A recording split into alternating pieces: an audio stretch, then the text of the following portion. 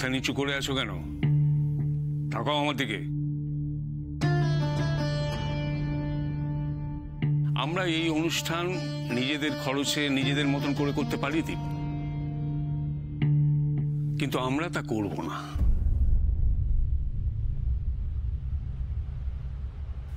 তোমার বিয়ের অনুষ্ঠান তোমার টাকাতেই হবে। দাও, ওটা আমাকে দাও।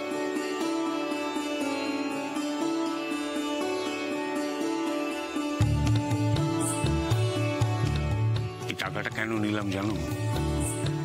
কারণ এই বাড়ির সম্মানের সঙ্গে তোমার সম্মানও আমাদের কাছে সমান গুরুত্বপূর্ণ। তুমি তো এখন এই বাড়িরই একজন। দীপদা,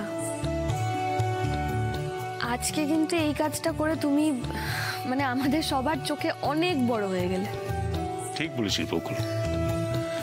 দীপ, we are proud of you. শুধু মনে রেখো যে জীবনে যত কঠিন পরিস্থিতি আসুক, তোমার এই আত্মমর্যাদা জ্ঞান কখনো হারিও না। থাক থাক থাক।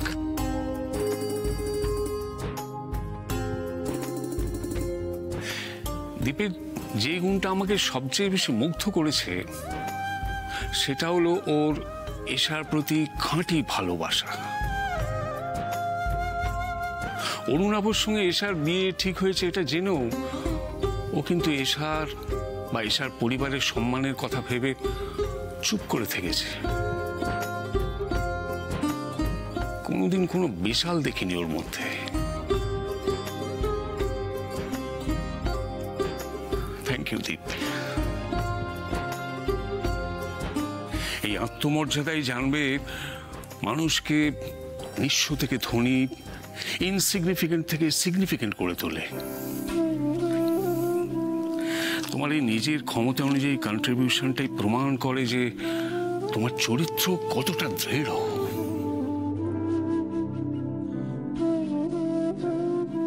তোমার এই সৎ গুণগুলো কখনো হারিয়ে যেতে দিও না দীপ।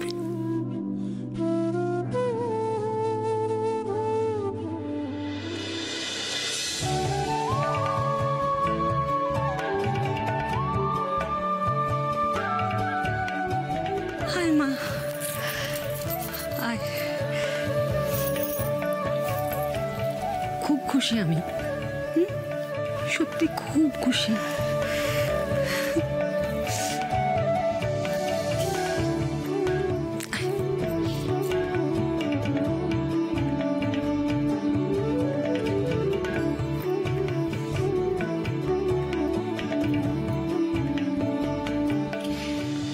দীপের মতন একটা ছেলে আমি যদি সারা পৃথিবীতেও তোর জন্য খুঁজতে যেতাম, খুঁজে পেতাম না।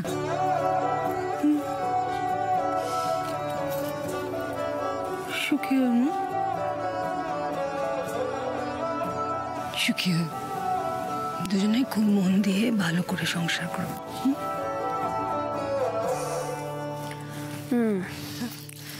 না, বলছি যে কাকুমণির তো এখনো ওদের উপরে অভিমান রয়েছে। হ্যাঁ,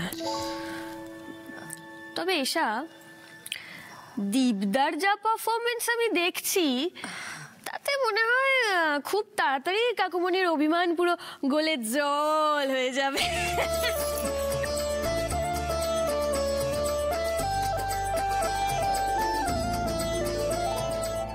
তোমার যা বলার তুমি বলে দিয়েছ সমর। এবার আমার কথা মন দিয়ে শোনো। অরুণাবর সঙ্গে এশার বিয়ে দাওনি ঠিক আছে, কিন্তু যেটার জন্য আমি বিয়েটা দিতে চেয়েছিলাম সেটা যেন কিছুতেই আমার হাত ছাড়া না হয়, এটা দেখার দায়িত্ব তোমার। কি ব্যাপারে বলছেন বলুন তো? বারাসাতের সেই 20 বিঘে জমি। ও, ওই জমিটা? ওটা তো বকুলের। ওটা তো আর আমার হাতে আছে সমর, তোমার হাতেই আছে। খামোখা আমার কাছ থেকে আড়াল করার চেষ্টা করো না। ওই জমিটা তোমার নামেই আছে, আমার কাছে খবর আছে। তুমি তোমার দাদা এবং বাড়ির সকলকে ঠকিয়ে ওই জমিটা নিজের নামে করে নিয়েছো। এই খবরটা যখন আমার কান অবধি পৌঁছেছে আরো কারুর কানে পৌঁছতে বেশি সময় লাগবে না। ওই জমিটা আমার চাই সমর, চাই মানে চাই। তোমার পরিবারের রক্তের বিনিময় হলেও চাই। কেউ আমাকে রাগ দেখালে আমার পছন্দ হয় না। শুনুন রজতব বাবু, ওই জমিতে ব্যবসা করার প্ল্যান আমাদের দুজনেরই ছিল, কিন্তু আমি একটা সিদ্ধান্ত অলরেডি নিয়ে ফেলেছি। আপনাদের মতন অনৈতিক স্বার্থপর লোকেদের সঙ্গে আমি আর কোনো ব্যবসায়িক সম্পর্কেও জড়াবো না। তুমি যা বলছো ভেবে বলছো তো? আরে হ্যাঁ হ্যাঁ, এটাই বলছি। শুনুন, ওই জমি নিয়ে স্বপ্ন দেখাটা বন্ধ করুন, ঠিক আছে? তাই নাকি? হ্যাঁ। স্বপ্ন দেখা বন্ধ করে দেব? বেশ, এই সিদ্ধান্তটা না হয় একটু পরে নিই। তার আগে তোমাকে একটা জিনিস দেখাতে চাই সমর। তোমাকে এমন কিছু দেখাবো যেটা দেখলে তোমার অনেক পুরনো কথা মনে পড়ে যাবে। কি জিনিস? আরে দেখাচ্ছি দেখাচ্ছি। আমি তো মাঝে মাঝেই দেখি আর অতীতে হারিয়ে যাই। সমর, আমি সেই পুরনো সমরকে খুব মিস করি। তোমার মধ্যে সেই নতুন কিছু করার চেষ্টা, নিজেকে বড় বিজনেসম্যান হিসেবে প্রতিষ্ঠা করার চেষ্টা, তোমার জেদ, তোমার জোশ কোথায় হারিয়ে গেল সমর? এই শুনুন, এসব হেয়ালি না করে কি বলতে চাইছেন সেটা বলুন। বলছি আগে এটা দেখাই, তারপর না হয় বলুন। আচ্ছা সমর, এটা দেখো তো। এখানে কিছু দুঃস্বপ্নের স্মৃতি ভেসে ওঠে কিনা?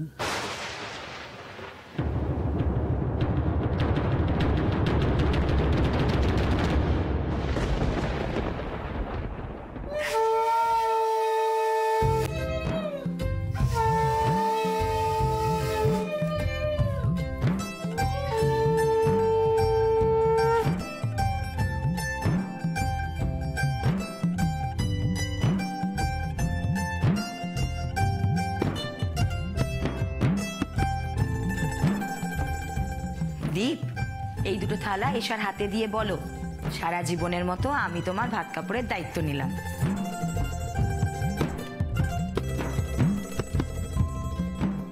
শুধু ভাত কাপড় কেন,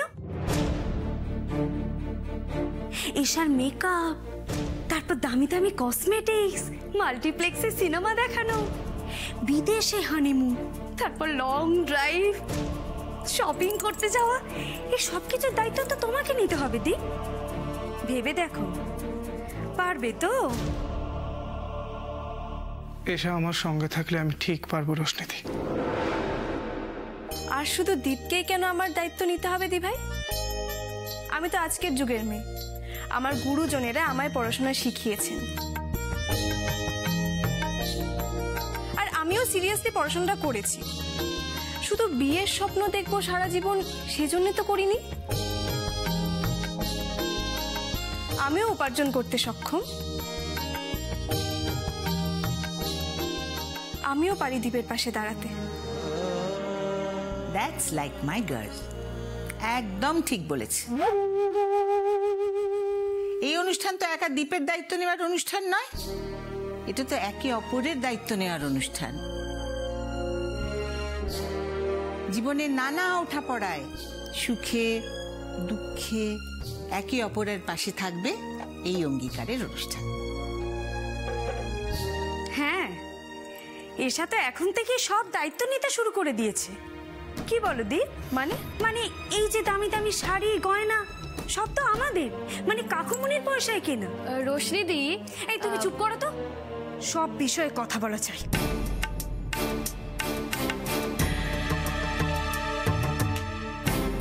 ভালোই তো ছিপ পেলেছো দি, শ্বশুরের টাকায় কেনা শাড়ি গয়না দিয়ে এশার ভাত কাপড়ের দায়িত্ব নিচ্ছ। বাহ, খুব ভালো। রোশনি,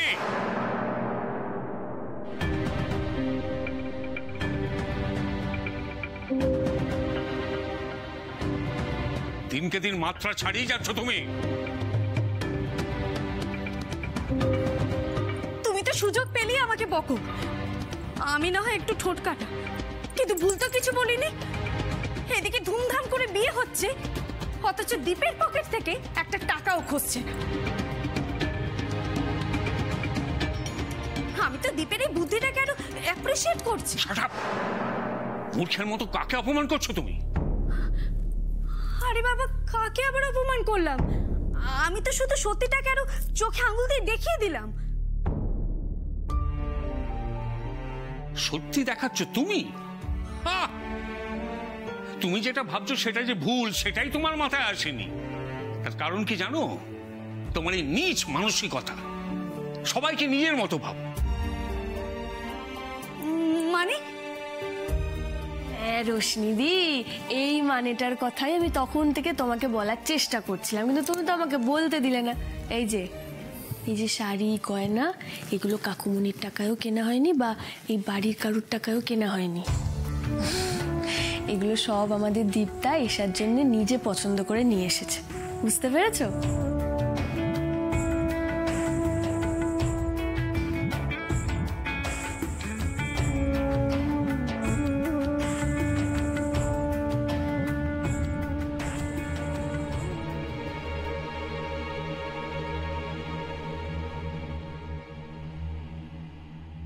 উপরের দিকে তাকিয়ে ছুতু ছুড়লে না, থুতুটা নিজের গায়ে এসেই পড়ে।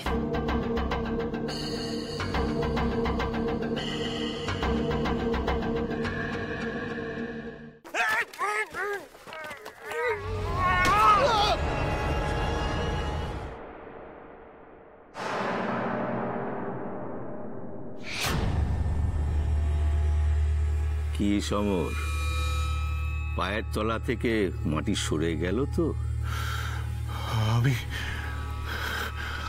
আমি সেদিন গুলিটা চালাতে চাইনি, বিশ্বাস করুন, আমি চাইনি। কিন্তু কেমন করে যে গুলিটা চলে গেল আমি জানি না। আমার ছেলেও ওরকম কিছু করতে চায়নি সমর, কিন্তু কি করে যে কি হয়ে গেল। কি চাইছেন আপনি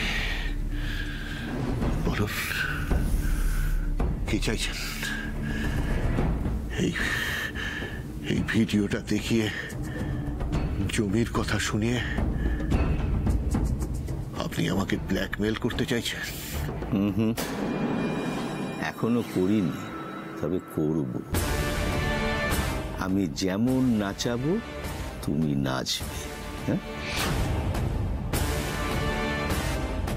তোমার মনে আছে সমর, বারাসাতের ওই 20 বিঘে জমি চাষিদের হয়ে রক্ষা করতে গিয়ে অনিমেষ সান্যাল সেদিন প্রাণ দিয়েছিল?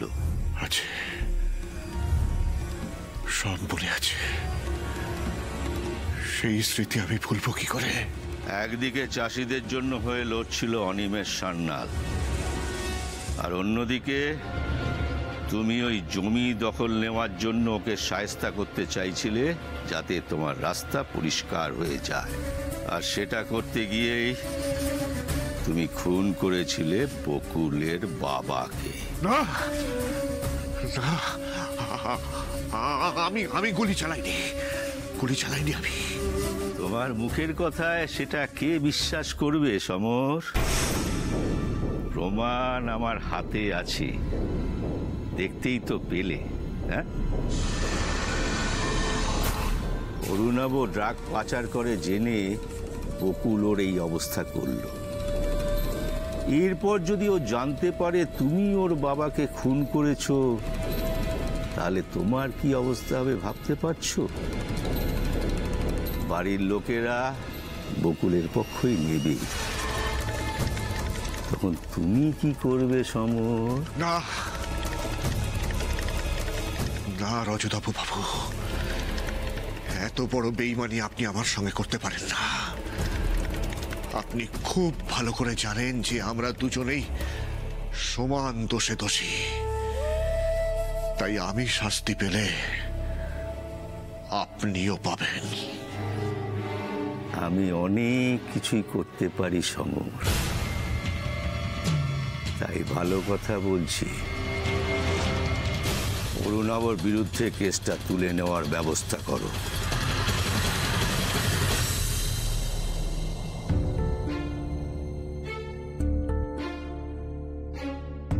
এই শাড়ি গয়না দীপ কিনে এনেছে? ও, এটা তুমি বলবে আর আমি বিশ্বাস করব, তাই তো? রোশনি, বিশ্বাস করা বা না করাটা সম্পূর্ণ তোমার ব্যাপার, কিন্তু দীপ শুধু ভাত কাপড়ের শাড়ি গয়নাই নয়, ঈশার বউ ভাতের রিসেপশন থেকে অষ্টমঙ্গলা পর্যন্ত যা যা খরচা হবে সেই সমস্ত খরচ বাবার হাতে তুলে দিয়েছে।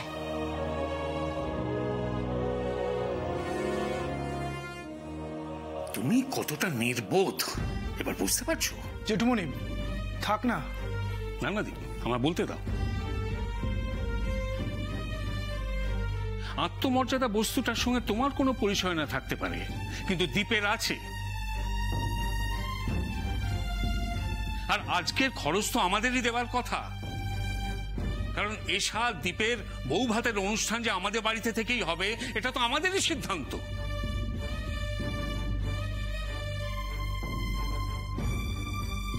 ওর আমাদের টাকায় কোনো প্রয়োজন নেই রোশনি। আরেকটা কথা, আজ থেকে এশার অষ্টমঙ্গলা পর্যন্ত যত অনুষ্ঠানের খাবার তুমি মুখে তুলবে, জানবে তার প্রতিটা কণা ওই দীপের টাকায় কেনা, যাকে তুমি এতক্ষণ অপমান করছিলে। এই জন্য বারবার বলি, মুখটাকে একটু বন্ধ রাখ না, একটু ভেবেচিন্তে কথাগুলো বল। শুনবি না তো কথা? নিজেকে আর কত অপমান করবি তুই?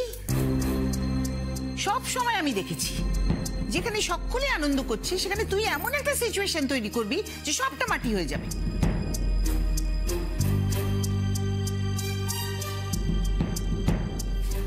বলছি যে ভুল বোঝাবুঝি তো সব মিটে গেল, এবার আমরা এশার দীপদার ভাত কাপড়ের অনুষ্ঠানটা শুরু করি। মানে অনেকটা দেরি হয়ে গেছে কিন্তু, আর দেখো দীপদা তখন থেকে দুটো ভারী ভারী থালা হাতে নিয়ে দাঁড়িয়ে আছে, এবারে কিন্তু দীপদার হাত ব্যথা হয়ে যাবে। হ্যাঁ ঠিক বলেছে বকুল, চলো শুরু করি। চল।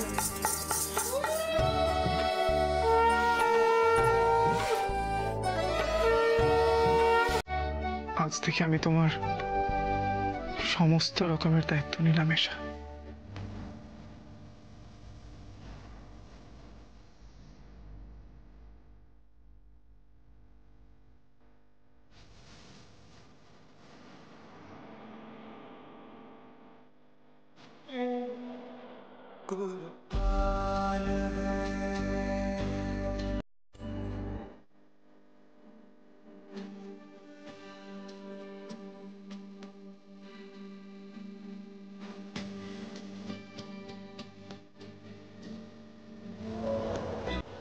আমার দায়িত্ব আমিই নিলাম।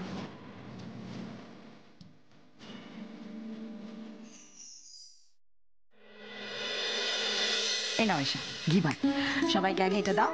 আজ তোমার হাতের অন্ন খেয়ে সবার খাওয়া শুরু হবে। শোন, তুই ঘি ভাত দিয়ে ফিতে না কাটলে তো আমি ওর পরে যা যা আছে মানে রুই পোস্ত, মাটন এসবে হাতে দিতে পারছি না। দে। নববধূর মঙ্গলের লক্ষ্য নেই ঘি ভাত, বুঝলি? খুব সাবধানে দিবি, খাবারের একটা কণাও যেন মাটিতে না পড়ে। আর আজ থেকে সত্যিকারের সংসার শুরু হলো তোর। খুব কঠিন কাজ বাবু, খুব কঠিন কাজ, আর সম্পূর্ণটা তোর উপর নির্ভর করবে তুই কত সুষ্ঠুভাবে এটা করতে পারিস। তবে এই আমাদের সকলের আশীর্বাদ আছে তোর উপর। আমি জানি তুই ঠিক পারবি, তুই তো আমাদের লক্ষ্মী মেয়ে। আগে কথায় কথায় বকুলের জন্য অপমানিত হতাম, আর আজকে তোর জন্য অপমানিত হলাম এশা। তোর মঙ্গল হওয়া আমি পার করছি। যাও মা, সবাইকে সুন্দর করে পরিবেশন করার। দেখো যে মা কি বলেছেন, যেন একটাও দানা মাটিতে না পড়ে। জেঠুমনিকে দিয়ে শুরু করো, যাও।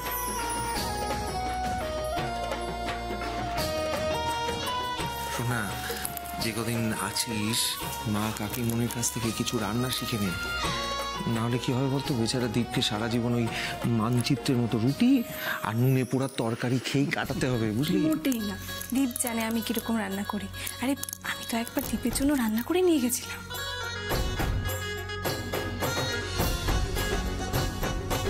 ও, তোরা যে অনেক দিন ধরে এই ডুবে ডুবে মাংসের ঝোল থুড়ি জল খাচ্ছিস সেটা তো আমি ভুলেই গেছি।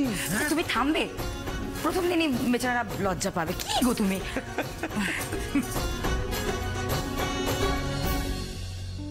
হাসো হাসো, সবাই হাসো। এক্ষুনি এশার হাসি কেমন হারিয়ে যায় সেটা আমিও দেখাচ্ছি। আজকের দিনের এটাই কিন্তু সব থেকে বড় অনুষ্ঠান, একটাও ভাত যেন বাইরে না পড়ে, কেমন?